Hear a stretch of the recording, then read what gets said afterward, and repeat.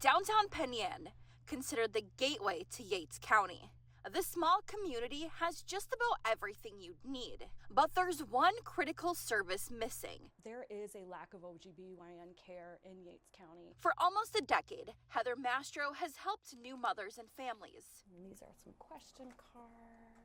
Working as a certified lactation specialist, she teaches different breastfeeding techniques. A wide latch, similar to what we do with latching at the breast. Heather spent the first years of her career doing house visits and virtual meetings. Now, she's setting up for her first in-person class. These group classes really help reach a wide variety of families that don't have access to care. Held in partnership with the Yates County Public Health Department, the classes hope to fill a gap in maternal health education in Yates County. Prenatal education is so sought after. It's very important.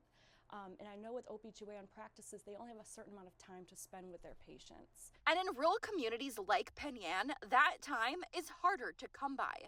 A recent state comptroller's report showed that Yates County is one of 4 in the state with no OBGYN physicians, leaving many families to travel to neighboring counties. Depending on where you live in Yates County, expecting mothers can face up to an hour-long drive to receive care. In a rural community, and depending on the time of year it is, that can be easier said than done. Thinking to yourself, oh my gosh, I want to be a good mom. I want to be a good person for this baby. And yet, I know all of these things are coming at me.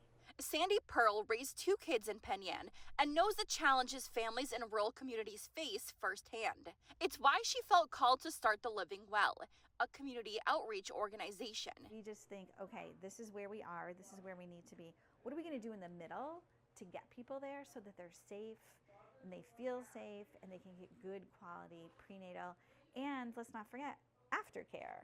Transportation to OBGYN appointments is one of the biggest challenges Sandy and her team help with. And to do that, they've learned to get creative. We can try to brainstorm and figure out and do all the things, right? Neighbors, friends, churches. Sometimes it's even just shuffling a family's budget to help them get enough gas money.